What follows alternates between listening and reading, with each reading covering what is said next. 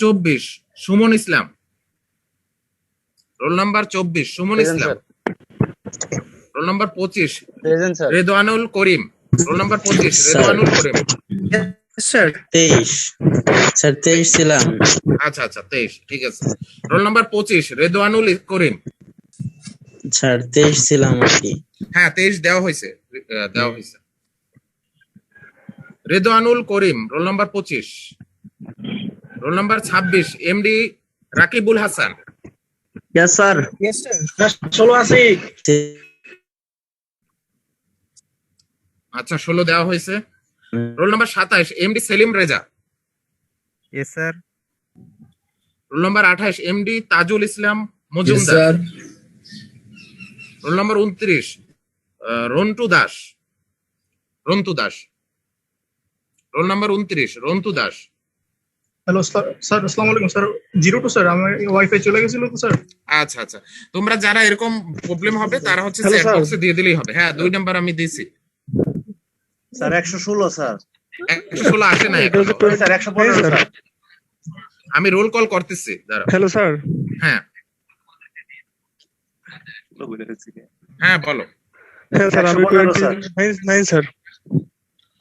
আচ্ছা এভাবে প্রেজেন্ট নেওয়াটাই হচ্ছে একেবারে মুশকিল Hello, sir. হয়ে যাচ্ছে। আচ্ছা তোমাদের সবার হচ্ছে স্টুডেন্ট আইডির সাথে তোমাদের মানে ওই যে প্রোফাইল নেমের সাথে স্টুডেন্ট আইডি দেওয়া আছে না? Yes sir. আচ্ছা সবারই তো দেওয়া আছে। জি স্যার। তাইলে হচ্ছে আমি তাইলে এখান থেকে রোল কল করলাম না, আমি হচ্ছে ওখান থেকে তোমাদের অটো মানে কি হয়ে যাবে, অ্যাটেন্ডেন্স হয়ে যাবে। অনেক স্টুডেন্ট তো ডাকতে ডাকতেই দেখা যাবে যে আমার 1 ঘন্টা চলে যাবে।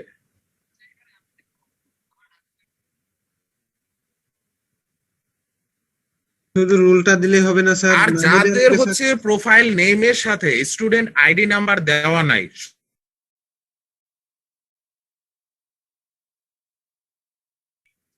আসসালামু আলাইকুম স্যার। স্যার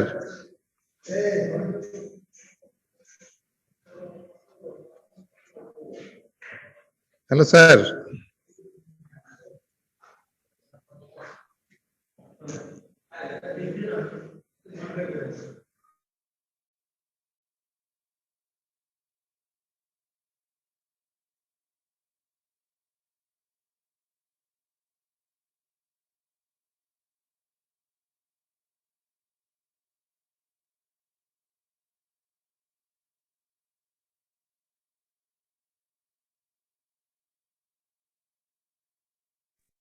এই স্যার তো নাই। Hello hello hello.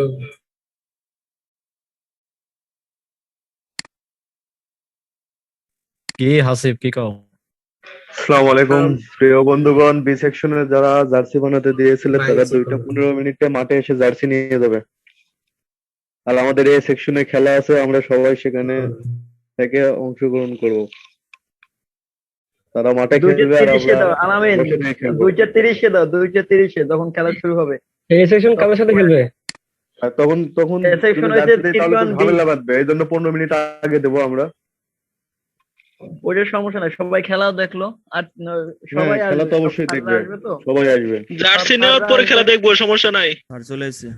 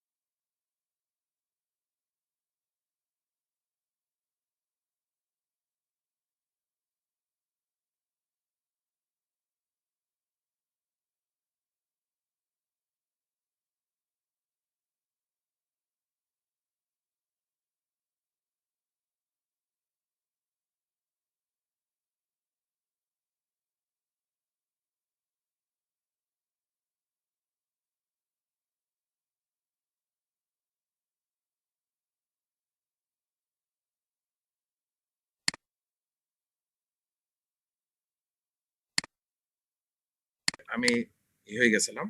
জি স্যার, এখন আমরা আপনাকে শুনতে পাচ্ছি। আচ্ছা, তাইলে হচ্ছে আমরা হচ্ছে আমাদের ওই চ্যাট বক্স থেকে আমি দেখতেছি অনেক আজকে হচ্ছে মনে হয় সবাই জয়েন করছে 130 জনের উপরে। এবং হচ্ছে যারা তোমরা হচ্ছে মানে কি যাদের অন্য কোনো ইয়ারে আসো তাদেরও যদি হচ্ছে আইডি নাম্বার থাকে প্রোফাইল নেমের সাথে, তাদেরও সমস্যা হবে না। এই যে যাদের প্রোফাইল নেমের সাথে আইডি নাম্বার আছে তাদের হচ্ছে দেওয়ার দরকার নেই, তাদের হচ্ছে চ্যাট বক্সে অ্যাটেন্ডেন্স দেওয়ার দরকার নেই। শুধুমাত্র যাদের প্রোফাইল নেমের সাথে আইডি নাম্বার নেই অথবা যারা হচ্ছে জয়েন্টলি ক্লাস করতেছো, যে একই ডিভাইসে দুইজন ক্লাস করতেছো, তারা শুধু হচ্ছে যার হচ্ছে আইডি নাম্বার আছে সে দেবে, আর হচ্ছে যার সাথে মানে আরেকজন যে ক্লাস করতেছে তোমার সাথে তারটা হচ্ছে ওখানে দিয়ে দিলেই হবে। এভাবে এরকম স্টুডেন্ট খুব কমই আছে আমার ধারণা।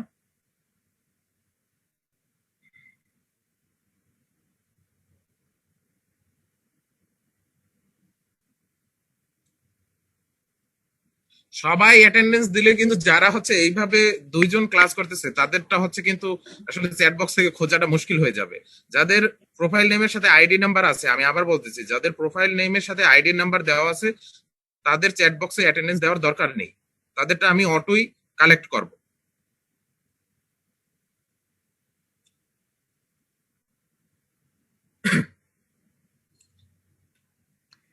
তো আমি আজকের ক্লাস শুরু করতেছি তোমাদের। আজকে আমরা হচ্ছে আমরা সিলেবাসটা একটু দেখি যে আমাদের সিলেবাসে কি আছে। তোমাদের সবার কাছে কি সিলেবাস আছে? না স্যার। আচ্ছা, তাইলে না স্যার, তাইলে এখান থেকে একটু দেখে নাও যে আমাদের সিলেবাসে কি আছে এবং আমার কোন পার্ট।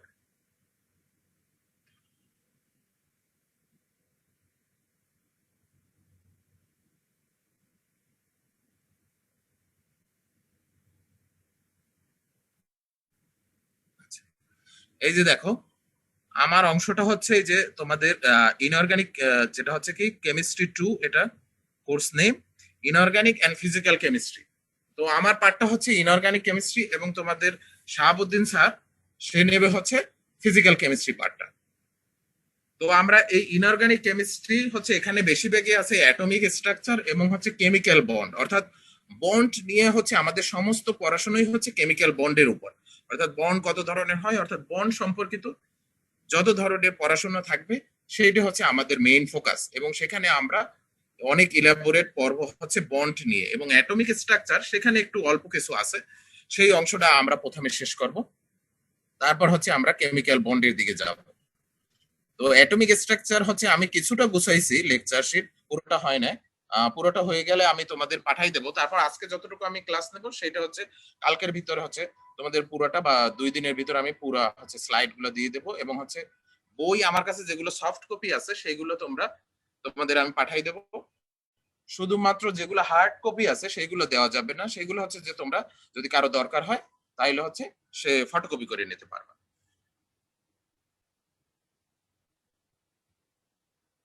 স্যার শুধু আপনার স্লাইড গুলো পড়লে হবে না? স্লাইড এবং সাথে যদি বই পড়ো, বই পড়লে তো আরো বেশি ভালো আসলে। তারপরও আমি স্লাইড স্লাইড পড়লে মোটামুটি আগে তোমরা হচ্ছে সবার আগে আমার স্লাইড গুলো পড়ো, তারপর হচ্ছে দেন অন্য কিছু পড়া। আসলে স্যার এই আমরা সবাই বাসায় আছি তো অনেকে, বই তো কালেক্ট করার সমস্যা স্যার। না, আমি বেশিরভাগই হচ্ছে তোমাদের 95%ই হচ্ছে আমি স্লাইডের ভিতরই দেওয়ার চেষ্টা করব। 95%। এটাই তাহলে ভালো খুব ভালো হয় হয় স্যার, সেটাই ভালো হয় স্যার। তাহলে আমাদের স্যার বই কষ্ট করে মানে গুছানো লাগতেছে না স্যার, স্লাইড থেকে পড়লে আমাদের হয়ে যাবে স্যার। তাহলে আমাদের শহরে তো স্যার আবার এইসব বই পাওয়া যাবে না। না, বই মানে কি বই হচ্ছে আমি তোমাদের সফট কপি পাঠাই দেবো, আমার কাছে যে যে বইয়ের হচ্ছে সফট কপি আছে, ঠিক আছে।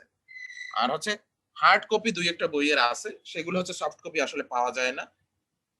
আর হচ্ছে প্রথমত তোমাদের ফার্স্ট কাজ হবে যে পড়ার সময় আমি যে স্লাইড গুলো দেবো হচ্ছে, আর হচ্ছে ক্লাসে যেগুলো পড়াবো সেইগুলোর উপর গুরুত্ব দিয়ে হচ্ছে স্লাইড গুলো পড়ে যাওয়া, বোঝা প্রথমে, তারপর হচ্ছে তোমরা পরীক্ষার জন্য পরবর্তীতে প্রস্তুতি নেবে। আগে হচ্ছে বিষয়গুলো বুঝে নেওয়াটা হচ্ছে সবার আগে জরুরি। জি স্যার। বোর্ড দেখা যাচ্ছে?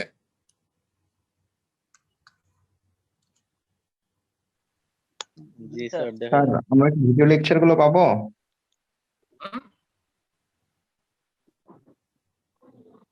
আচ্ছা, আমরা শুরু করি। আমাদের চ্যাপ্টারটা হচ্ছে অ্যাটমিক স্ট্রাকচার, হ্যাঁ বলো। একটু রেকর্ড করলে স্যার ভালো হতো স্যার আমাদের জন্য স্যার। রেকর্ডের দরকার নেই, তোমরা স্লাইড পড়লেই হবে। আর হচ্ছে ক্লাসে একটু স্যার মনোযোগ অনেক জায়গায় থাকলেই স্যার হবে। নেট থাকে না তো স্যার, ক্যান্সেল হয়ে যায় স্যার, এজন্য স্যার।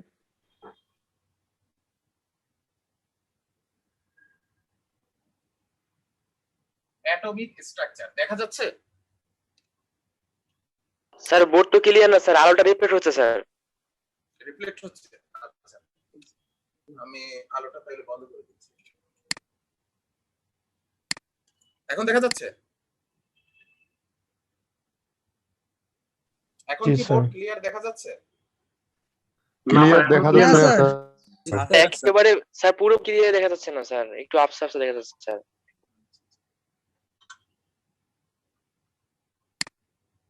এখন জি স্যার মোটামুটি দেখি। জি স্যার মোটামুটি দেখা যায়। দেখা যাচ্ছে স্যার। স্যার এখনো একটা আলো রিফ্লেক্ট হচ্ছে স্যার।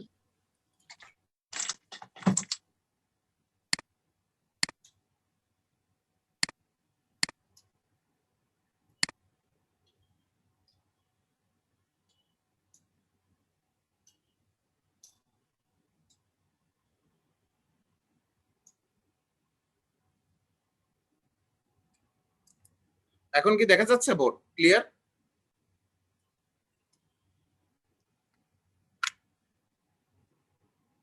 স্যার আপনি শুরু করেন, পরে যদি না বুঝি তাহলে তো বলবো। না না, একটু বোর্ডটা ক্লিয়ার দেখা গেলে আজকে প্রথম দিন, তাইলে হচ্ছে বোঝা যাবে, পরে ওই স্টাইলে হচ্ছে আমরা বোর্ডটা সাজাবো। স্যার দেখা যাচ্ছে না।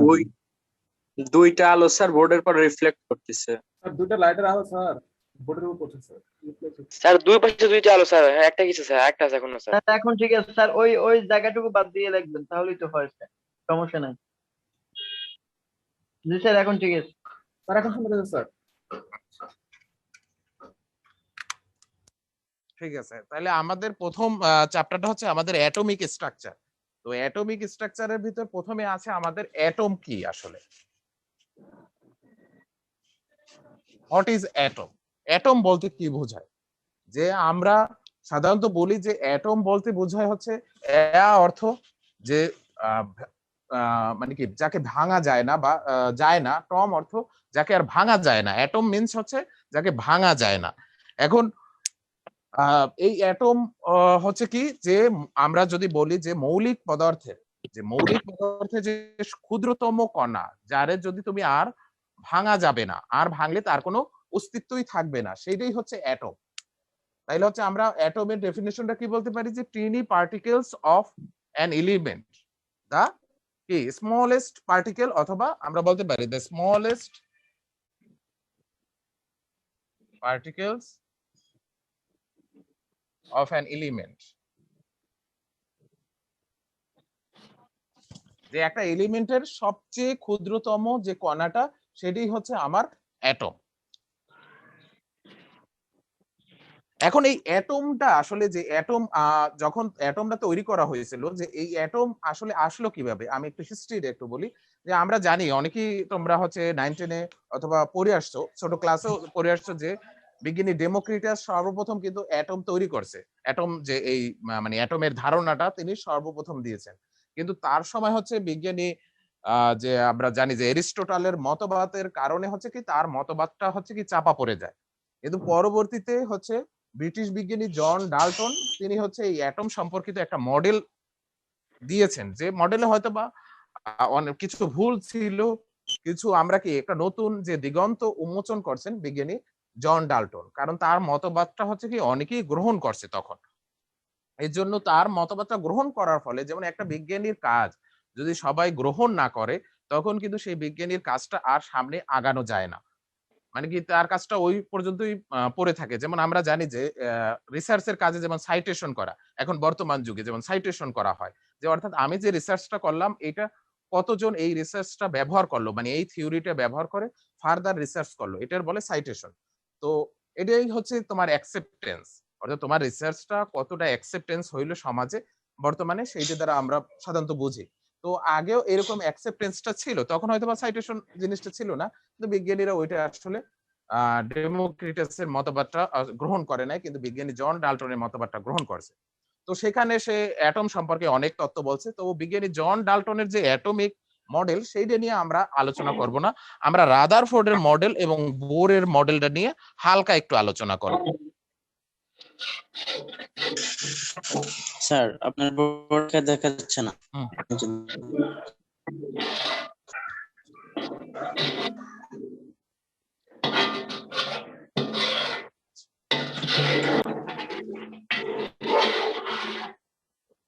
এখন দেখা যাচ্ছে?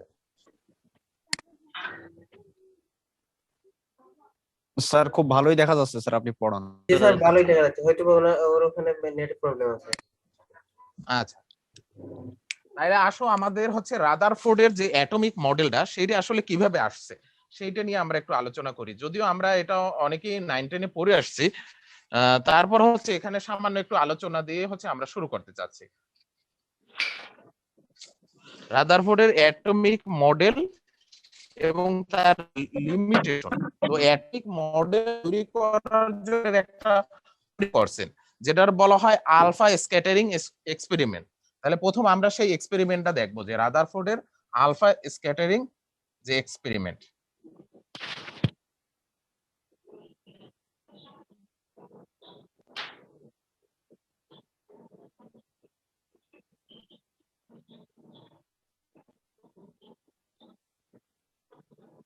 তো রাদারফোর্ডের আলফা স্ক্যাটারিং যে এক্সপেরিমেন্ট, সেই এক্সপেরিমেন্টে তিনি কি দেখছেন?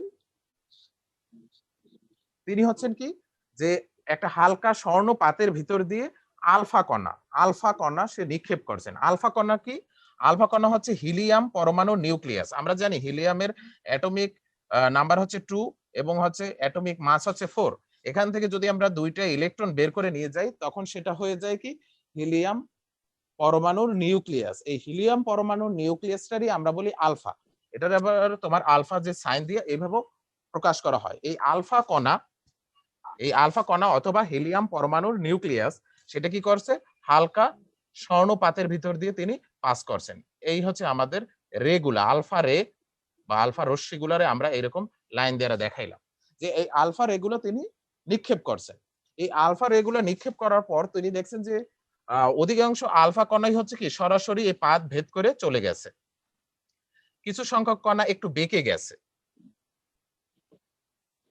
আর দেখা গেছে যে প্রায় 10,000 বা প্রায় 1 লক্ষের ভিতরে একটা কণা এদিকে হচ্ছে বাধা পেয়ে আবার এই পথে ফিরে গেছে। তাহলে রাদারফোর্ডের পরীক্ষাটা কি করছেন? পরীক্ষাটা হচ্ছে তিনি আলফা কণা এই যে গোল স্লাইডের ভিতর দিয়ে সে হচ্ছে পাস করছেন। পাস করার পর তিনি দেখছেন যে অধিকাংশ আলফা কণাই হচ্ছে এই যে গোল স্লাইডটা সেটা হচ্ছে কি তোমার পাস করে চলে গেছে, কিছু সংখ্যক কণা হচ্ছে একটু বেঁকে গেছে এবং দেখা গেছে খুবই নগণ্য পরিমাণ কণা হচ্ছে কি তোমার পরিপূর্ণরূপে বাধা পেয়ে পিছনের দিকে চলে আসছে। আমরা জানি, দেখো এখানে আলফা কণাটা কি, আলফা কণাটা হচ্ছে পজিটিভ চার্জ যুক্ত, তাই না? পজিটিভ চার্জ যুক্ত। এখন এই আমরা জানি যে পজিটিভ চার্জে সে কি কার দ্বারা মানে অ্যাট্রাকশন ফোর্স হবে কি, সে নেগেটিভ দ্বারা, আর রিপালশন ফোর্স হবে কি তার পজিটিভ দ্বারা, অর্থাৎ পজিটিভলি কি করে, বিকর্ষণ করে আমরা জানি, তাই না? তাইলে এখানে সে বিকর্ষিত হয়েছে কিন্তু খুব অল্প জায়গায়, একেবারে কমপ্লিটলি বিকর্ষণ হয়েছে শুধুমাত্র খুবই কম পরিমাণ কণিকার। তার মানে কি, এই যে পজিটিভটা, এই পজিটিভটা হচ্ছে এই যে হালকা যে তোমার হচ্ছে গোল্ডের যে হচ্ছে পাত যেটা, সেটার ভিতর কি খুবই অল্প পরিমাণ আছে, এখান থেকে আমরা বলতে পারি, তাই না? এই পজিটিভটা হচ্ছে গোল্ডের এই পাতের ভিতর খুবই অল্প পরিমাণ আছে। এখান থেকে তিনি, যেহেতু এইটা হচ্ছে পজিটিভ আর হচ্ছে পরমাণুর নিউক্লিয়াসটারে বলি আমরা পজিটিভ, ঠিক আছে? এখান থেকে তিনি অবজারভেশন, এই যে দেখো আমাদের পরবর্তী স্লাইডে দেখাইছে যে দেখো এখানে আলফা কণা নিক্ষেপ করা হয়েছে, দেন হচ্ছে সেখান থেকে অধিকাংশ কণাই ভেদ করে গেছে, কিছু কণা হচ্ছে বেঁকে গেছে, আর হচ্ছে খুবই নগণ্য পরিমাণ কণা হচ্ছে আমার পিছনের দিকে ফেরত আসছে।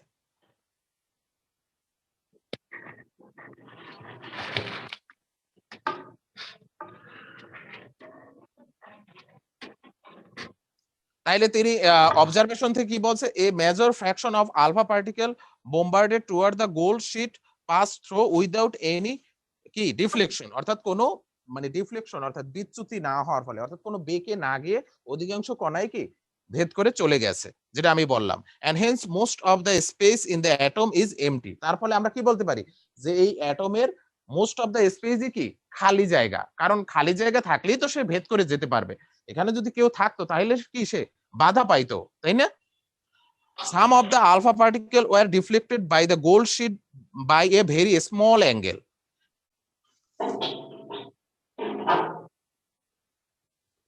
And hence the positive charge in an atom is not uniformly distributed. The positive charge in an atom is concentrated in a very small volume. তার মানে কি যে আমরা বলছি যে কিছু পরিমাণ কণা হচ্ছে হালকা কোণে বেঁকে গেছে, তাই না? এই যে হালকা কোণে বেঁকে গেল, এবং এখানে যেহেতু তাইলে কি বলতে পারি যে এটা সব জায়গায় ছিল না, এই যে পজিটিভ চার্জটা শুধু এক জায়গায় ছিল, একটা অ্যাটমের শুধু একটা মানে কি কোনো একটা নির্দিষ্ট জায়গায় সে পুঞ্জীভূত ছিল পজিটিভ চার্জটা, সব জায়গায় ছিল না। অর্থাৎ এই আমার শীটের সব জায়গার ভিতরে কিন্তু পজিটিভ চার্জ ছিল না, তাইলে কিন্তু সব জায়গায় হচ্ছে কি কণাগুলো বেঁকে যেত, তাই না? শুধু বেঁকে গেছে অল্প কিছু কণা, অর্থাৎ এখান থেকে যে কণাগুলো আসছে তারাই কিন্তু হচ্ছে একটু বেঁকে গেছে। আর এই দূরের কণাগুলো এরা কি আলফা কণা পার্টিকেল গুলো, তারা কিন্তু ভেদ করে চলে গেছে। যত আলফা পার্টিকেল এদিক দিয়ে সবাই কিন্তু ভেদ করে চলে গেছে। Very few of the alpha particle were deflected back. That is, only a few alpha particles had nearly 180 degree angle of deflection. অর্থাৎ যেটা ওই যে 180 ডিগ্রি অ্যাঙ্গেল, অর্থাৎ পুরো 180 ডিগ্রি কোণে বেঁকে আবার চলে গেছে। এটা হচ্ছে কি বলা হয় সাধারণত 10,000 বা 10,000 থেকে প্রায় তোমার 1 লক্ষ বা 10 লক্ষ পার্টিকেলের ভিতর একটা পার্টিকেল হচ্ছে ফেরত আসে। তো এই থেকে রাদারফোর্ড একটা অ্যাটমিক মডেল দিয়েছেন। তিনি বলছেন যে এই যে পরমাণুর কেন্দ্রে হচ্ছে এই যে এটা সাধারণত সেন্টারে দেখা যায়, সেন্টারে হচ্ছে কি থাকে তোমার হচ্ছে পজিটিভ চার্জ থাকে। দেখা গেছে যে এই যে আলফা কণিকা, যে এই দিকের আলফা কণিকা গুলো কিন্তু বেঁকে যায় না, সেন্টারের আলফা কণিকা গুলো হচ্ছে কমপ্লিটলি ব্যাক করছে। তো দেখা এই জন্য তিনি এখান থেকে একটা সিদ্ধান্তে আসছে যে এই যে পজিটিভলি চার্জটা, এই পজিটিভলি চার্জটা হচ্ছে একটা অ্যাটমের সেন্টারে থাকবে এবং এর চারদিকে তাইলে হচ্ছে কি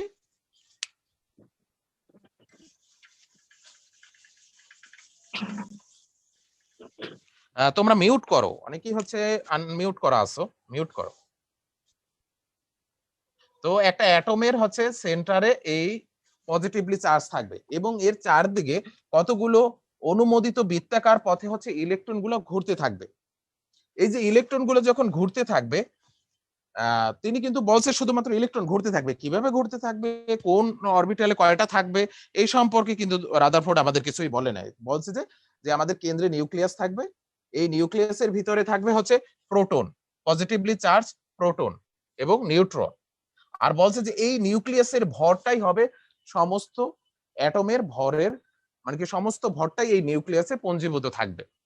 অর্থাৎ এটা আমরা ব্যাখ্যা করতে পারি যে তুমি যদি অনেকগুলো তুলার ভিতরে অনেক ছড়াই দাও তুলাগুলো, তার ভিতরে একটা লোহার টুকরা যদি নাও, আসলে তুলার ওজন কতটুকু হবে? খুবই কম হবে আসলে, তাই না? লোহার টুকরার ওজনের চেয়ে। তাইলে তুমি লোহার টুকরার ওজনটাই বলতে পারো যে এই পুরো সিস্টেমের ওজন, এইরকম সেম। এবং বলছে যে এই নিউক্লিয়াস গুলো, এই যে ইলেকট্রন গুলা কিভাবে ঘুরতে থাকবে, তিনি এটারে সৌরজগতের সাথে অর্থাৎ সোলার সিস্টেমের সাথে তুলনা করছেন। আমরা জানি সোলার সিস্টেমে হচ্ছে কি সূর্যরে কেন্দ্র করে আমাদের এই যে কি বলে আমাদের গ্রহগুলা, সেগুলো কি একটা প্ল্যানেট গুলা হচ্ছে একটা নির্দিষ্ট অরবিটে তোমার হচ্ছে মুভ করতে থাকে সেম। অর্থাৎ নিউক্লিয়াস রে এই অ্যাটমের বেলায় নিউক্লিয়াস রে কেন্দ্র করে এখানে হচ্ছে ইলেকট্রন গুলা হচ্ছে কি একটা সার্কুলার বা একটা অরবিটাল পথে একটা অরবিটে কি হবে সে ঘুরতে থাকবে। এটা হচ্ছে আমাদের রাদারফোর্ড বলছে। কিন্তু রাদারফোর্ডের কথার ভিতরেও কিছু হচ্ছে কি আমাদের ত্রুটি পাওয়া গেছে।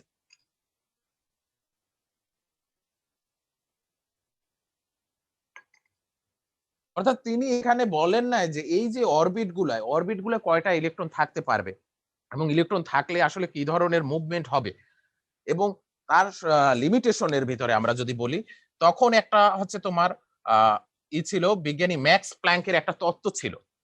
বিজ্ঞানী ম্যাক্স প্ল্যাঙ্কের তত্ত্বটা হচ্ছে যে কোনো বস্তু যদি বৃত্তাকার পথে অনবরত ঘুরতে থাকে তাহলে সে শক্তি হারায়। এবং কি হবে যে দেখো তোমরা আমরা যদি একটা বস্তুর যেমন হচ্ছে পাখা যদি ঘুরতে থাকে, ধীরে ধীরে কিন্তু আছে কি তার শক্তি কমতে থাকে। এই যে বৃত্তাকার পথে যখনই ঘুরতে থাকবে, যেমন আমরা আঙুলের সাথে যদি একটা হচ্ছে তোমার কি বলে সুতা বেঁধে হচ্ছে একটা ঘুরাইতে থাকি, কিছুক্ষণ পর যদি আমি ফোর্সটা বন্ধ করে দিই, তাহলে কিন্তু সে ধীরে ধীরে মানে কি হবে, তার ফোর্স কমে যাবে। তাইলে এর মানে হচ্ছে কোনো একটা বস্তু যদি আমার সেন্ট্রিপিটাল ফোর্সে ঘুরতে থাকে অথবা সেন্ট্রিফিউগাল ফোর্সে যদি ঘুরতে থাকে একটা বৃত্তাকার পথে, তাইলে সে অনবরত শক্তি হারাবে। শক্তি হারাইলে কি হবে, এর সার্কুলার পথটা ধীরে ধীরে কমতে থাকবে এরকম কমতে কমতে একসময় এসে এখানে থেমে যাবে। কিন্তু ইলেকট্রনের বেলায় যদি সেই ঘটনা ঘটে, অর্থাৎ এর যদি এরকম হচ্ছে অনবরত শক্তি হারাইতে থাকে, হারাইতে কিন্তু সেই একসময় যখন সেন্টারে আসবে, তখন হচ্ছে ইলেকট্রন এবং নিউক্লিয়াস কিন্তু একত্রিত হয়ে যাবে। কিন্তু বাস্তবিক ক্ষেত্রে কিন্তু এই রকমের কোনো ঘটনা ঘটে না। তার মানে বাস্তবিক ক্ষেত্রে যে ঘটনাটা, ম্যাক্স প্ল্যাঙ্কের তত্ত্ব অনুযায়ী যদি আমি রাদারফোর্ডের মডেলটা ব্যাখ্যা করি, তাহলে দেখা যায় যে এখানে যথেষ্ট পরিমাণ ভুল রয়েছে। হয়তো আমার হচ্ছে রাদারফোর্ডের মডেল ভুল বলতে হবে, নয়তো আমার ম্যাক্স প্ল্যাঙ্কের মডেল ভুল বলতে হবে। তখন ম্যাক্স প্ল্যাঙ্কের ওই তত্ত্বটা হচ্ছে সবাই অ্যাকসেপ্ট করে নিয়েছে, এই জন্য হচ্ছে তখন বলো যে রাদারফোর্ডের মডেলে ভুল আছে। এবং এছাড়া যে বর্তমানে যে তোমার হাই এই যে ইমিশন হয়, সেগুলোর সম্পর্কে কোনো, অর্থাৎ যে তোমার লাইট ইমিশন, লাইট স্ক্যাটারিং, তারপর হচ্ছে ইলেকট্রনের যে ভাইব্রেশনাল মুড, এই সম্পর্কে তো রাদারফোর্ড কিছুই বলতে পারে না, অর্থাৎ তার মডেল অনুযায়ী এগুলা ব্যাখ্যা করা যায় না। তো এই লিমিটেশনের কারণে তার প্রধান লিমিটেশন হচ্ছে ম্যাক্স প্ল্যাঙ্কের তত্ত্ব অনুযায়ী। কিন্তু এই লিমিটেশনে তোমরা যদি না দাও, তাইলে কিন্তু হচ্ছে তুমি ছোট ছোট আরো অনেক লিমিটেশন আছে, সেই প্রধান লিমিটেশনটা হচ্ছে ম্যাক্স প্ল্যাঙ্কের তত্ত্ব অনুযায়ী যে লিমিটেশনটা, সেই লিমিটেশনটা সবার আগে দিতে হবে। এটা না দিলে পরীক্ষা কিন্তু ফুল মার্কস পাওয়া যায় না। আর হচ্ছে সৌরজগতের সাথে তার তুলনা করা। আমরা জানি সৌরজগতে একটা গ্রহ, এই যে আমাদের ধরো সান, এখানে সূর্য, এখানে হচ্ছে আমাদের ধরো আর্থ, এখানে হচ্ছে মার্স। আমরা জানি আর্থ এবং মার্স পরস্পরে কি করে, আকর্ষণ করে, এদের ভিতর অ্যাট্রাকটিভ ফোর্স। কিন্তু এই ইলেকট্রন আর এই ইলেকট্রনের ভিতর কি রিপালসিভ ফোর্স, অর্থাৎ এখানে বিকর্ষণ হবে। তাইলে এখানে হচ্ছে বিকর্ষণ, এখানে হচ্ছে আকর্ষণ। তাইলে আমি সোলার সিস্টেমের সাথে যে তুলনা করলাম, সেই তুলনা করাটাও কিন্তু সঠিক হয় না। অর্থাৎ রাদারফোর্ড যে সোলার সিস্টেমের সাথে তুলনা করছে, সেই তুলনা করাটা সঠিক হয় না। এরপর আসো এই যে লিমিটেশনের ফলে বলো স্যার, এখানে সোলার সিস্টেমের সাথে ওইটার কম্পেয়ার করেছেন, এটা আরেকবার একটু বলেন স্যার।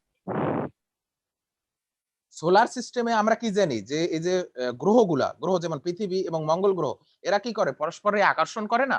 আমরা নিউটনের যে মহাকর্ষ সূত্র থেকে জানি যে মহাবিশ্বের প্রত্যেকটা বস্তুকণাই একে অপরকে আকর্ষণ করে। তাইলে মার্স এবং আর্থের ভিতর কি হয়, আকর্ষণ হয়।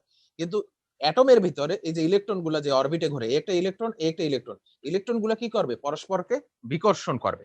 তাহলে এখানে হচ্ছে আকর্ষণ, এখানে হচ্ছে বিকর্ষণ। তাইলে হচ্ছে সোলার সিস্টেমের সাথে অ্যাটমিক মডেলটা মানে যে কম্পেয়ার করা, সেই কম্পেয়ার করাটাই কি তার ঠিক হয়নি রাদারফোর্ডে।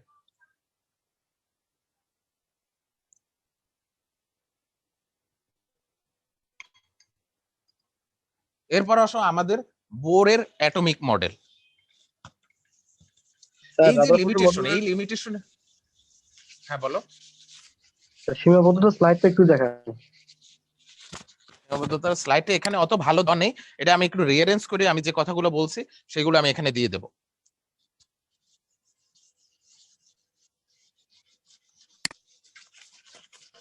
স্যার মিশে দেওয়ার আগে একটু যদি বলতেন, আমরা একটা স্ক্রিনশট নিতে পারতাম। কি রাদারফোর্ডের মডেলের সীমাবদ্ধতা আমি সুন্দর করে স্লাইডে দিয়ে দেব। স্যার আপনার বোর্ডটা, ক্লাসটা খুব ভালো লাগছে আজকে, অনেকদিন পরে আমরা অফলাইনে মনে হয় ক্লাস করতেছি স্যার। আচ্ছা, বোর্ডের যে অংশটা হচ্ছে তোমাদের খুব মানে কি আমি স্লাইডের ভিতর দেব না, সেটা আমি বলবোই তোমাদের যে এটা স্ক্রিনশট নিয়ে রাখো। আর যে তোমাদের কোনোটা দরকার হয় নিজের মানে ইচ্ছা যে আমি স্ক্রিনশট নিয়ে রাখবো, তাহলে তোমরা স্ক্রিনশট নিয়ে রাখতে পারো তখন। ঠিক আছে স্যার। আর যেটা হচ্ছে আমি অনেক সময় স্লাইডে অনেক সময় বোঝানো যায় না বা বলা যায় না, কিন্তু ওইটা আবার পরীক্ষায়ও আসে। তো সেই সব জিনিস হচ্ছে আমি যখন পড়াবো তখন আমি বলবোই যে তোমাদের এটা হচ্ছে স্ক্রিনশট নিয়ে রাখবা, এবং সেটা হচ্ছে তোমরা তোমাদের গ্রুপে সবাইরই দেবা। কারণ একজন স্ক্রিনশট নিয়ে রাখলেই হবে, সে গ্রুপে দিলে সবাই সেটা পেয়ে যাবে। এখন আসো আমাদের বোরের অ্যাটমিক মডেল। বোরের অ্যাটমিক মডেলটা হচ্ছে তিনটা হচ্ছে স্বীকার্য, পোস্টুলেটস যেটা আমরা বলি যে স্বীকার্য, বাংলায় যদি বলি স্বীকার্যের উপর ভিত্তি করে হচ্ছে বোরের অ্যাটমিক মডেলটা দেওয়া হয়েছে। যেহেতু রাদারফোর্ডের মডেলে আমরা ম্যাক্স প্ল্যাঙ্কের তত্ত্ব অনুযায়ী দেখলাম যে ভুল, তাইলে হচ্ছে ম্যাক্স প্ল্যাঙ্কের তত্ত্ব আর হচ্ছে অ্যাটমিক মডেল সেটা কিন্তু এক জিনিস না, দুইটা দুই ধরনের ফিজিক্স, দুইটা হচ্ছে দুই ধরনের ফিজিক্স, সেখানে দুই ধরনের হচ্ছে মেকানিক্স হচ্ছে।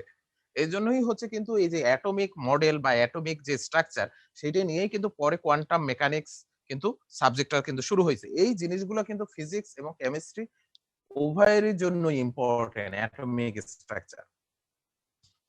এখন আসো বোরের মডেলের যে কি বলে পোস্টুলেটস গুলা। প্রথম পোস্টুলেটসটা কি বলছে, in an atom electrons revolve around the positively charge nucleus in a definite circular path call orbit or shell. অর্থাৎ একটা অ্যাটমে ইলেকট্রন গুলা একটা নির্দিষ্ট পথে তারা ঘুরতে থাকবে, সেটা সার্কুলার হইতে পারে বা ওভাল শেপ হইতে পারে, অর্থাৎ বৃত্তাকার হইতে পারে অথবা উপবৃত্তাকার পথ হইতে পারে। বৃত্তাকার বা উপবৃত্তাকার পথে এই ইলেকট্রন গুলো সর্বদা ঘুরতে থাকবে নিউক্লিয়াসকে সেন্টারে রেখে। এটা হচ্ছে আমার নিউক্লিয়াস।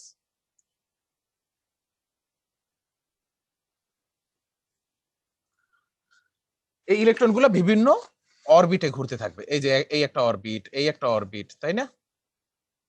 এটা হচ্ছে আমাদের ফার্স্ট অরবিট, এটা সেকেন্ড অরবিট, এটা হচ্ছে থার্ড অরবিট। এই ফার্স্ট অরবিট, সেকেন্ড অরবিট এবং থার্ড অরবিটের ভিতর কি করবে, ইলেকট্রন ঘুরতে থাকবে। Each orbit or shell has fixed energy and this orbit are no orbital shell. মানে এই যে অরবিট গুলা, এই অরবিট গুলার প্রত্যেকেরই কিন্তু একটা নির্দিষ্ট পরিমাণ এনার্জি আছে। অর্থাৎ ফার্স্ট অরবিটালে একটা নির্দিষ্ট পরিমাণ এনার্জি, সেকেন্ড অরবিটে একটা নির্দিষ্ট পরিমাণ এনার্জি। ঠিক আছে, এনার্জিটা কিন্তু নির্দিষ্ট, ডেফিনিট, এটা কিন্তু কন্টিনিউয়াস না, এটা হচ্ছে একটা ডেফিনিট ভ্যালু, অর্থাৎ ডিসক্রিট ভ্যালু। আমরা জানি ডিসক্রিট এবং কন্টিনিউয়াস, তোমরা স্ট্যাটিস্টিক্সও পড়বা যে ডিসক্রিট ডাটা কি, কন্টিনিউয়াস ডাটা কি। কন্টিনিউয়াস হচ্ছে কি, যেটা চলতে থাকবে। যেমন হচ্ছে আমরা যদি বলি যেমন হচ্ছে এখন হচ্ছে 10টা 10 বাজে বা 12টা 10 বাজে, এর পরের টাইমটা কি? কেউ বলতে পারে কি যে এখন 12টা 11, কিন্তু 12টা 11ই কি এক্সাক্ট টাইম? এর পরের এক্সাক্ট টাইমটা কিন্তু 12টা 11 না, সেখানে আমরা মিলি সেকেন্ডে মাপতে পারি, সেকেন্ডে মাপতে পারি, পিকো সেকেন্ডেও মাপা যায় এখন। তাইলে এই ভ্যালুগুলো হচ্ছে, যেমন টাইমের এই ভ্যালুটা হচ্ছে কন্টিনিউয়াস ভ্যালু। আর ডিসক্রিট ভ্যালু কি, যেমন তোমার যদি ফ্যামিলি মেম্বার জিজ্ঞেস করে যে তোমার ফ্যামিলি মেম্বার কতজন, তুমি বলো 4, এর পরের সংখ্যাটা কি হবে? যে আরেকজন তোমার যদি ফ্যামিলি মেম্বার এর পরেও বৃদ্ধি পায়, তাহলে কিন্তু তোমার পরের সংখ্যাটা 5 হবে। 4.5, 3.5, মানে 4.5, কি বলে 4.5, এগুলো কিন্তু হইতে পারবে না। অর্থাৎ 4.65 এরকম কোনো ভ্যালু হইতে পারবে না। এই ভ্যালুগুলোর বলা হয় ডিসক্রিট ভ্যালু। তাহলে এখানেও এনার্জিটা হচ্ছে ডিসক্রিট এনার্জি, অর্থাৎ ডেফিনিট একটা এনার্জি। দ্য এনার্জি লেভেল আর যেটা হচ্ছে third are represented by an integer. এই এনার্জি লেভেল গুলোর একটা ইন্টিজার দ্বারা প্রকাশ করা হয়, সেগুলো হচ্ছে এন দ্বারা প্রকাশ করা হয়। এন ইকুয়াল টু কত হইতে পারে, 1, 2, 3, 4 ইত্যাদি। অর্থাৎ first orbit, second orbit, third orbit, fourth orbit, অথবা এগুলার শেলও বলা হয়। শেল কি বলা হয়? কে শেল। ফার্স্ট অরবিটের আমরা বলি কে শেল, সেকেন্ড অরবিটের বলি L shell, K L, M N, এরকমের শেল গুলা। ঠিক আছে, K shell, L shell, M shell, N shell. এই শেলে যখন হচ্ছে আমার ইলেকট্রন গুলো থাকবে, তখন কিন্তু সে কোনো এনার্জি কি করবে না, রিলিজও করবে না। যখন সে ওখানে অবস্থান করবে তখন কিন্তু কোনো এনার্জি রিলিজ করবে না, কোনো এনার্জি অ্যাবজর্ব করবে না যখন ঘুরতে থাকবে। কিন্তু যখন সে এনার্জি অ্যাবজর্বই যদি করে, তাহলে সে একটা ডেফিনিট এনার্জি অ্যাবজর্ব করে তার পরবর্তী কক্ষপথে যাবে। কারণ এই আমরা বলছি ফার্স্ট কক্ষপথের এনার্জি নির্দিষ্ট, সেকেন্ড কক্ষপথের এনার্জি নির্দিষ্ট। ধরো আমার সেকেন্ড কক্ষপথের এনার্জি হচ্ছে E2, ফার্স্ট কক্ষপথের এনার্জি হচ্ছে E1। তাহলে এখান থেকে এখানে যাইতে হইলে কতটুকু এনার্জি লাগবে, সেই এনার্জিটা হচ্ছে এনার্জি ডিফারেন্স আমরা বলি।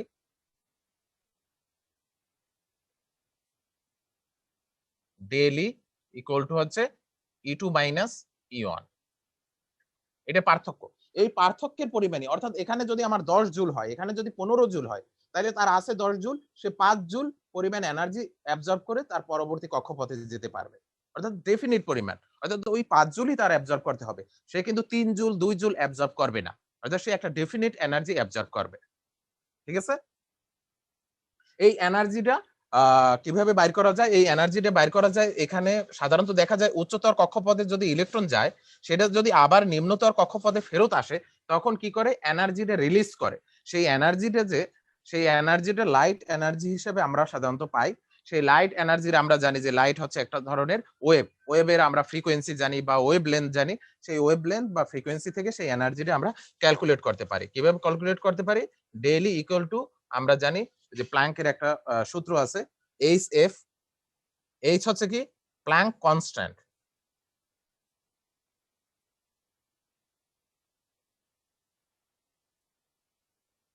এর ভ্যালু আমরা জানি যে 6.63 ইন্টু 10⁻⁻34 জুল সেকেন্ড।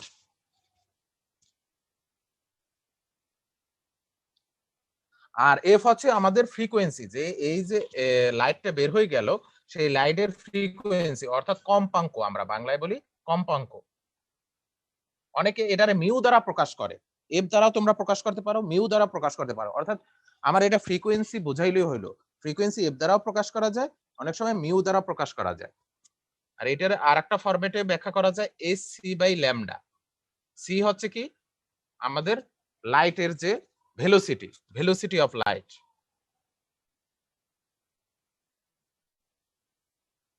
যে লাইট এনার্জিটা বের হইলো, সেই লাইট এনার্জির ভেলোসিটি আমরা জানি। আর লাইট এনার্জির হচ্ছে এটা হচ্ছে ওয়েভ লেন্থ, অর্থাৎ তরঙ্গ দৈর্ঘ্য।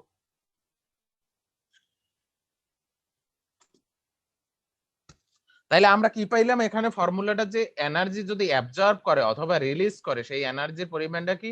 ডেইলি ইকুয়াল টু HF বা hc/λ।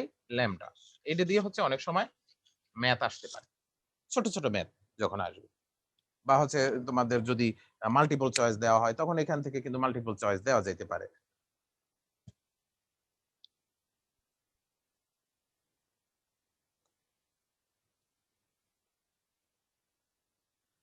বোর মডেলেরও কিছু লিমিটেশন আছে। বোর মডেলের লিমিটেশনটা হচ্ছে এই যে জেম্যান ইফেক্ট বা অন্যান্য ইফেক্ট, যে স্পেকট্রা যে তৈরি হয়। তারপর হচ্ছে এই বোর মডেল শুধু হাইড্রোজেনের বর্ণালী ব্যাখ্যা করতে পারে, অন্য যে অ্যাটমের বর্ণালীগুলা সেগুলা ব্যাখ্যা করতে পারে না।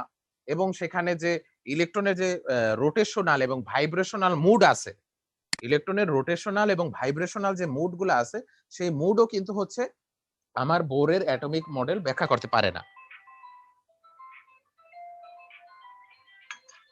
এক্সকিউজ মি, আমি একটু ফোনটা রিসিভ করি।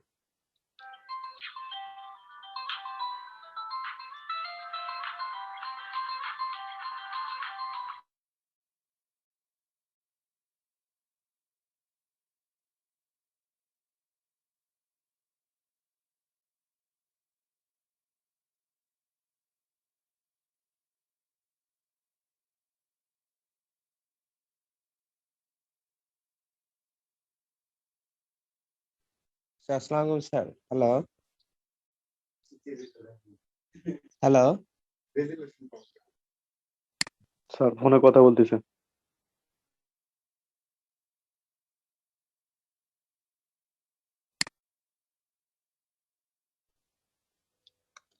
হ্যাঁ বলো। স্যার, একজন স্যার আমাকে ফোন দিল স্যার, হলো আপনার পার্টিসিপেন্ট লিমিটেশন দেওয়া আছে কিনা, ঢুকতে পারতেছে। লিমিটেশন তো দেওয়ার কথা না, লিমিটেশন থাকার কথা না। এটা তো হচ্ছে ওই যে তোমার বিডি রেনের জুম, এখানে তো 300 জন হচ্ছে ঢুকতে পারবে সম্ভবত। আমাদের তো স্টুডেন্ট 300 না। হ্যাঁ বলো। আমাদের সেকেন্ড সেকশনে শেয়ার নেট প্রবলেমের কারণে ঢুকতে পারতেছে না। আচ্ছা আচ্ছা, সেটা এখন হচ্ছে কি এরকম 2-1 জনের প্রবলেম হবে, কারণ নেট না থাকবে না, কারো ওখানে হচ্ছে একটু কারেন্ট থাকবে না, এরকম হচ্ছে, কিন্তু আসলে এর ভিতর দিয়ে আমাদের যেতে হবে এখন, আর কিছু করার নাই। স্যার এই জন্য আমাদের রেকর্ডিংটা দিলে ভালো হতো। রেকর্ডিংটা দেওয়াটা অনেক বড় হয়ে যায়, ওটা আসলে ওটা দেওয়া যায় না। আচ্ছা আমরা এখন আসি হচ্ছে বোরের অ্যাটমিক। আচ্ছা বোরের অ্যাটমিক মডেল, সেটা আমরা হচ্ছে এখানে ব্যাখ্যা করলাম, এবং বোরের অ্যাটমিক মডেলের লিমিটেশন গুলো বললাম, যে এখানে হচ্ছে যে হাইডেলবার্গের আনসার্টেনিটি যে প্রিন্সিপাল আছে সেটার সাথে কিন্তু এটা সংঘর্ষ হয়। হ্যাঁ বল। স্যার আপনি তাহলে কাউকে কোহোস্ট বানাবেন আমাদের মধ্যে, তাহলে সে ভিডিও রেকর্ড করে আমাদেরকে প্রোভাইড করতে পারবে। আচ্ছা, এর পরে ক্লাস থেকে আমরা শুরু করব। এটা অতটা না, ইম্পর্টেন্ট ক্লাস না। তারপর তোমরা দেখো, এরপর আসো আমাদের হচ্ছে বোরের অ্যাটমিক মডেলের আমরা লিমিটেশন গুলো দেখলাম। এরপর আসো একটা হচ্ছে অ্যাটমের ভিতরে, আমরা তো এতক্ষণ পর্যন্ত অ্যাটমের মডেল দেখলাম, তাইলে আসলে একটা অ্যাটমের ভিতর কি কি এলিমেন্ট গুলো আছে। তো অ্যাটমের ভিতরে সাধারণত 3 ধরনের এলিমেন্ট থাকে, একটা হচ্ছে পার্মানেন্ট, একটা হচ্ছে টেম্পোরারি পার্টিকেল, আর একটা হচ্ছে কম্পোজিট পার্টিকেল। তাহলে আমার অ্যাটমের ভিতর কয় ধরনের পার্টিকেল থাকবে? 3 ধরনের পার্টিকেল থাকবে।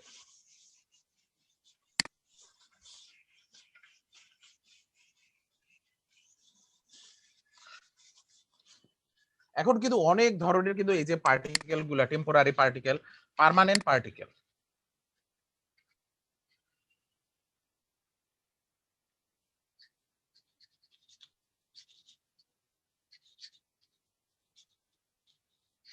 আর একটা হচ্ছে টেম্পোরারি পার্টিকেলস, একটা হচ্ছে কম্পোজিট পার্টিকেলস।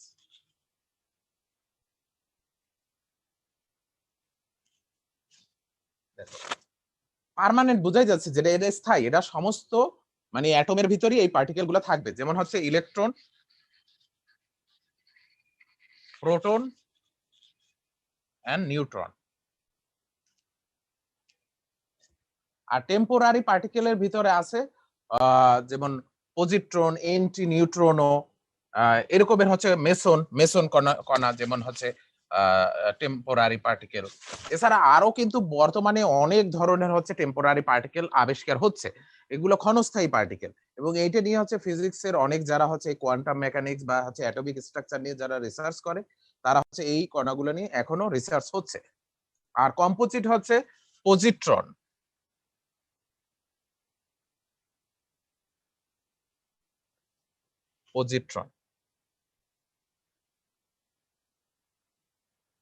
এন্টি নিউট্রনো, এরকম অনেকগুলো কণা আছে যারা হচ্ছে কম্পোজিট। কম্পোজিট কণাগুলো হচ্ছে কি একাধিক হচ্ছে আমার পার্মানেন্ট বা টেম্পোরারি কণিকে মিক্স হয়ে তারপর হচ্ছে তোমার এই কম্পোজিট পার্টিকেল তৈরি করে। তো আমাদের এইগুলো হচ্ছে অতটা জানার দরকার নেই, টেম্পোরারি পার্টিকেল বা কম্পোজিট পার্টিকেল। আমরা শুধু জানলাম যে এরকমের পার্টিকেলও আছে, কিন্তু হচ্ছে এটা আমাদের জানতে হবে না। এটা যারা হচ্ছে ফিজিক্সে বা কেমিস্ট্রি হচ্ছে বিশেষ করে যারা এই সাইডে একেবারে ফান্ডামেন্টাল রিসার্চ করবে তাদের জন্য। আর আমাদের হচ্ছে যে কেমিস্ট্রি আমাদের কিছুটা জানতে হয়, যেহেতু তোমরা সিভিল ইঞ্জিনিয়ারিং ডিপার্টমেন্ট, কিছু তোমাদের জানতে হয়। তো তোমাদের জানার জন্য হচ্ছে ইলেকট্রন, প্রোটন, নিউট্রন এই তিনটা সম্পর্কে ধারণা থাকলেই হবে। যেমন তোমাদের হচ্ছে যেমন সিমেন্ট তৈরি, এই যে স্ট্রাকচারাল জিনিসে তোমাদের সিমেন্টের কিন্তু কিছু গুণগত জিনিস তোমাদের জানতে হয়। যখন তুমি একটা হয়তোবা সিমেন্ট তৈরিটা হচ্ছে কেমিক্যাল ইঞ্জিনিয়ারদের কাজ, কিন্তু তারপরও কিন্তু ওখানে তোমাদের একটু জানতে হয় যে আসলে সিমেন্টটা কত দিনে হচ্ছে কাজ হবে। আমরা জানি যেটা পোর্টল্যান্ড সিমেন্ট যেটা আছে, যেটা বহুল ব্যবহৃত সিমেন্ট, সেটা হচ্ছে 28 দিনে হচ্ছে তোমার হার্ড হয়, হার্ডেনিং যে অ্যাকশনটা সেটা 28 দিনে কমপ্লিট হয়। আবার কিছু কিছু স্পেশাল কাজের ক্ষেত্রে কিন্তু তখন তুমি পোর্টল্যান্ড সিমেন্টটা ব্যবহার করতে পারবে না। তখন কিন্তু ওখানে কিছু তোমার কেমিক্যাল যে স্পেসিস গুলো আছে তোমার সেই সম্পর্কে কিছুটা ধারণা থাকা লাগে। তো সেই ধারণাগুলো ব্যাখ্যা করার জন্য আমাদের ইলেকট্রন, প্রোটন, নিউট্রন এই তিনটা জানলেই হবে। আমরা জানি যে একটা অ্যাটমের হচ্ছে সেন্টারে থাকে হচ্ছে প্রোটন এবং নিউট্রন। প্রোটন রে আমরা পি অথবা এইচ প্লাস দ্বারা প্রকাশ করি, আর নিউট্রন রে এন দ্বারা প্রকাশ করি, আর ইলেকট্রন রে ই মাইনাস। তাহলে প্রোটন আর নিউট্রন থাকে আমার নিউক্লিয়াসের ভিতরে, এবং এর চারদিকে যে অরবিট থাকে সেই অরবিট গুলাই থাকে হচ্ছে ইলেকট্রন। এই প্রোটনের ভর হচ্ছে অনেক বেশি, প্রোটন এবং নিউট্রনের ভর প্রায় কাছাকাছি। একটা প্রোটনের ভর হচ্ছে 1.67 ইন্টু 10⁻⁻24 গ্রাম সম্ভবত, আর একটা ইলেকট্রনের ভর হচ্ছে 9.11 ইন্টু 10⁻⁻28 হচ্ছে গ্রাম। ঠিক আছে, তাহলে দেখো এইটার তুলনায় এটা কিন্তু অনেক অনেক হালকা, অনেক হালকা প্রোটনের তুলনায়। নিউটনের ভরটা ওই কাছাকাছি, এটা মনে হয় 1.672 আর অনেক সময় থাকে 1.675 নিউটনের ভর, মানে কাছাকাছি একটু। আর কেজিতে নিলে -27, আর এটা নিলে 31 কেজি হবে, -31। তাইলে আমরা দেখলাম যে হচ্ছে নিউট্রন এবং প্রোটন থাকে হচ্ছে নিউক্লিয়াসে, তাইলে এই নিউট্রন এবং প্রোটনের কোনো মুভমেন্ট কিন্তু হবে না, তারা কিন্তু একটা সেন্টারে থাকে, তারা কখনোই মুভমেন্ট করতে পারে না। আমরা যখন বলি যে সোডিয়াম প্লাস, এর মানে কিন্তু এখানে একটা প্রোটন বের হয়ে গেছে এমন কথা না, এর মানে বা এখানে একটা প্রোটন বেশি এসে গেছে এমন না। এই প্লাস এবং মাইনাস দ্বারা বোঝায় যে তার ইলেকট্রনের মানে কি, তার যে প্রোটন যে কয়টা আছে তার থেকে ইলেকট্রন কয়টা বেশি বা কয়টা কম। যদি প্লাস থাকে তার মানে হচ্ছে ইলেকট্রন কম, মাইনাস থাকলে ইলেকট্রন বেশি। যেমন এখানে হচ্ছে কি যে আমরা জানি যে সোডিয়ামের 11টা হচ্ছে প্রোটন, তাইলে তার 11টা ইলেকট্রন থাকার কথা, কিন্তু প্লাস অন মানে কি একটা ইলেকট্রন কম। যেমন ক্লোরিনের মাইনাস অন, ক্লোরিনের প্রোটন আছে 17টা, ইলেকট্রনও থাকার কথা 17টা, যখন মাইনাস অন তার মানে কি একটা ইলেকট্রন অধিক আছে, তার মানে তার এখন ইলেকট্রন হচ্ছে 18টা। কিন্তু জেনারেল ক্লোরিন অ্যাটমের হচ্ছে 17টা ইলেকট্রন, আর ক্লোরাইড আয়নের ইলেকট্রন হচ্ছে 18টা। ঠিক আছে, তার মানে এখানে মাইনাস দ্বারা বোঝাচ্ছে যত মাইনাস থাকবে ততটা ইলেকট্রন বেশি, যত প্লাস হবে ততটা ইলেকট্রন ঘাটতি। তার মানে ইলেকট্রনেরই হচ্ছে আমার মুভমেন্ট হবে, অর্থাৎ ইলেকট্রন বের হয়ে যেতে পারে এখান থেকে, অথবা বাইরে থেকে কোনো ইলেকট্রন এখানে আসতে পারে। প্রোটন বা নিউট্রনের কোনো মুভমেন্ট হয় না। স্যার তাইলে Na প্লাসে কি প্রোটন 11টাই আছে? হ্যাঁ, প্রোটন 11টাই, Na প্লাসে প্রোটন 11টা, ক্লোরিনে প্রোটন 17টাই। প্রোটনের কোনো কি হইতে পারবে না, প্রোটন বের হইতে পারবে না, প্রোটন কি বাইরে থেকে আসতেও পারবে না। ঠিক আছে, শুধু ইলেকট্রন, অর্থাৎ কেমিক্যাল রিঅ্যাকশন যখন হবে বা এই যে আমার হবে ট্রান্সফার হবে, যখন এই যে প্লাস মাইনাস যখন তৈরি হবে অ্যাটম, তখন হচ্ছে তাদের শুধুমাত্র হচ্ছে কি হবে, এটা শুধুমাত্র মানে কি, তখন কিন্তু যদি অ্যাটমের চেঞ্জ হয়ে যায়, মানে অ্যাটম অন্য অ্যাটমে পরিণত হয়, তখন তো প্রোটন সংখ্যা চেঞ্জ হবে। যেমন আমরা জানি যে নিউক্লিয়ার রিঅ্যাকশনে কিন্তু প্রোটন সংখ্যা চেঞ্জ হয়ে যায়, তাই না? সেটা আলাদা কথা। এটা হচ্ছে জেনারেল ফর্মে, অর্থাৎ জেনারেল অ্যাটমগুলোর এই বৈশিষ্ট্য থাকবে। অর্থাৎ যখন অ্যাটমের কোনো ডিস্ট্রয় হবে না, অর্থাৎ এক অ্যাটম ভেঙে অন্য অ্যাটম তৈরি করবে না, ততক্ষণ পর্যন্ত তার হচ্ছে প্রোটন নাম্বার অলওয়েজ সেম থাকবে, তার প্রোটনের কখনোই চেঞ্জ হবে না। সবসময় ইলেকট্রনের কি হবে, চেঞ্জ হবে, হয়তো ইলেকট্রন ছেড়ে দেবে অথবা ইলেকট্রন গ্রহণ করবে, ছেড়ে দিলে প্লাস, গ্রহণ করলে মাইনাস। এখন তোমাদের যদি কারো কোনো কোশ্চেন থাকে এখন করতে পারো, আমরা আজকে এই পর্যন্তই পড়াবো। Hello sir. বলো। স্যার, অরবিটের টোটাল শক্তির নেগেটিভ হয় কিভাবে? এর মানটা নেগেটিভ 13.6 ইলেকট্রিক ভোল্ট, এরকম নেগেটিভ মান কি জন্য? এটা হচ্ছে ওই ফর্মুলার কারণে, একটা নেগেটিভ ফর্মুলাটা ডিরাইভ করতে করতেই হচ্ছে আসলে নেগেটিভ আসছে, এই জন্য একটা নেগেটিভ মান দিছে ওরা। মানে আর ফিজিক্যাল কোনো ব্যাখ্যা নাই, মানে ম্যাথমেটিক্যাল ছাড়া? ফিজিক্যাল ব্যাখ্যা সম্ভবত আছে, আমার এক্স্যাক্টলি এখন মনে আসতেছে না, আমি তোমার পরে ক্লাসে জানাবো এটা, ওকে স্যার। ফিজিক্যাল ব্যাখ্যা যদি থাকে। আচ্ছা, আর কারো কোনো কোশ্চেন? স্যার আমাদের কি শুধু স্লাইড পড়লে হবে নাকি স্যার কোনো বই ফলো করতে হবে? আপাতত স্লাইড পড়ো, সবার আগে স্লাইড গুলো পড়ো। আমি স্লাইড দেবো তোমাদের 2-1 দিনের ভিতরে, এই চ্যাপ্টারটা আমি ফুললি মানে সুন্দরভাবে সাজাইয়া, একটু আগে যেটা স্লাইড তৈরি করছিলাম ওখানে কিছু আছে মানে অতটা ভালো না, এই জন্য হচ্ছে আমি একটু মানে কি ওই যে রাদারফোর্ডের মডেল গুলো একটু হচ্ছে আমি যেরকম পড়াইলাম তোমাদের সেই জিনিসগুলোই হচ্ছে ওখানে তুলে দেওয়ার চেষ্টা করব, কারণ ওইরকম ভাষায় দিলে হচ্ছে তোমাদের জন্য সুবিধা হবে। জি স্যার, ওইটাই ভালো হবে স্যার। আর বাকিগুলা প্রায় সেমই আছে এখানে, বাকি যে আইসোটোপ আইসোপার এগুলা আমরা এইভাবেই পড়াবো। কোয়ান্টাম নাম্বারের একটু ডেফিনেশনটাও এখানে ভালোভাবে দেয় নাই, আমি ডেফিনেশনটা একটু ডিফারেন্ট ভাবে দেই, সেটাও আমরা একটু করব, চেঞ্জ করে হচ্ছে তোমাদের 2-1 দিনের ভিতরেই এই স্লাইডটা আমি পাঠাই দেব।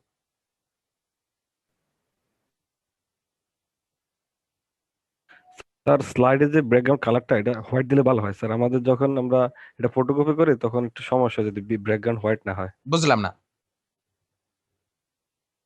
আমার স্যার স্লাইডে যে কিন্তু স্লাইডগুলো ব্যাকগ্রাউন্ড, দিবেন না, হ্যাঁ হ্যাঁ, আমার মাঝে মধ্যে ব্যাকগ্রাউন্ড মনে কিন্তু হয় হোয়াইট, হ্যাঁ জি স্যার হোয়াইট। আমার ব্যাকগ্রাউন্ড হোয়াইট। আবার এটা তোমরা চেঞ্জ করেও নিতে পারো করে, আমি যদিও পিডিএফ দেব, কিন্তু হচ্ছে আমার ব্যাকগ্রাউন্ড সমস্ত স্লাইডের ব্যাকগ্রাউন্ড হচ্ছে হোয়াইট।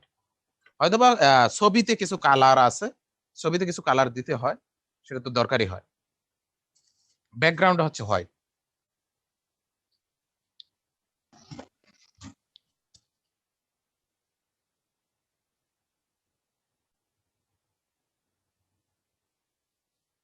কারোর যদি কোনো কোশ্চেন না থাকে তাহলে হচ্ছে আজকে আমাদের ক্লাস এই পর্যন্তই শেষ। ওকে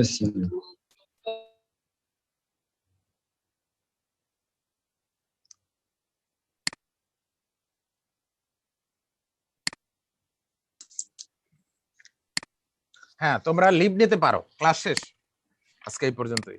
আজকে বেশিক্ষণ পড়াইলাম না, আমি হচ্ছে স্লাইড একটু রিঅ্যারেঞ্জটা করে নিই সুন্দরভাবে।